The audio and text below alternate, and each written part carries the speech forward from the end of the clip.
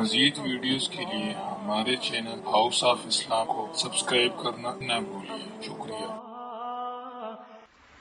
4 گواہ قیامت کے دن پیش کیے جائیں گے۔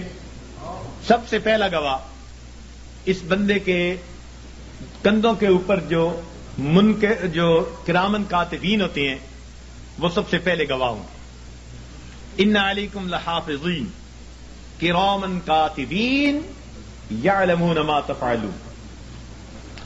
فرشتے گواہی دیں گے، رب کریم ہم نے اس کو یہ گناہ کرتے دیکھا، یہ گناہ کرتے دیکھا، یہ گناہ کرتے دیکھا۔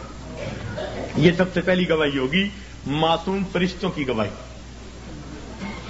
پھر دوسری گواہی اس کے نام اعمال کو پیش کیا جائے گا۔ ووضع الکتاب فتری المجرمین مشفقین مما فیہ۔ پھر گنہگار بندہ، مجرم بندہ جب دیکھے گا نام اعمال کو تو اب ڈرے گا، گھبرائے گا۔ کیا کہیں گے؟ وَيَقُولُونَ يَا وَيْلَتَنَا مَا لِهَٰذَا الْكِتَابِ۔ ہائے ہماری کم بختی، یہ کیسی کتاب ہے، لا یغادر صغیرۃ ولا کبیرۃ الا احصاها ووجدوا ما عملوا حاضرا ولا یظلم ربک احد۔ جو کیا ہوگا اپنے سامنے حاضر پائے، تیرا رب کسی پر ظلم زیادتی نہیں کرے گا۔ تو یہ دوسری گواہی ہوگی۔ اور تیسری گواہی اللہ تعالیٰ زمین سے لیں گے۔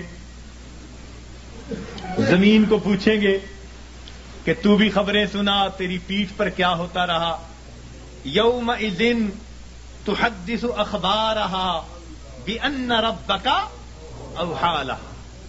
زمین گواہی دے گی، بتائے گی کہ میری پشت پر اس نے فلاں جگہ یہ گناہ کیا، فلاں جگہ یہ گناہ کیا، اس گناہ کے لیے چل کے گیا تھا۔ زمین گواہی دے گی۔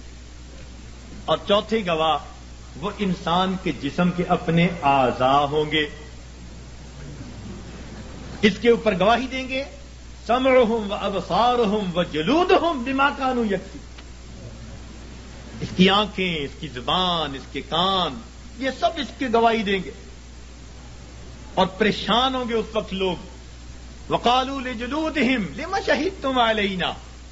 اس وقت اپنے اعضاء کو یہ کہیں گے کہ تم نے کیوں گواہی دی، اور تمہاری لذتوں کی خاطر ہی تو ہم گناہ کرتے تھے، تم نے کیوں گواہی دی؟ قالوا انطقنا اللہ الذی انطق کل شیء۔ وہ اعضاء کہیں گے ہمیں اللہ نے گواہی دی جس نے ہر چیز کو گویا کیا، اس لیے جو بیتا ہم تو اس کی پوری رپورٹ اپنے رب کو پہنچائیں گے۔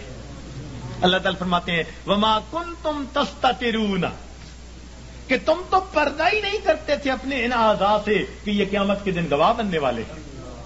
تو کوئی آدمی اپنے اعضاء سے پردہ کر سکتا ہے گناہ کرتے ہوئے؟ انہی سے تو کرنا ہوتا ہے۔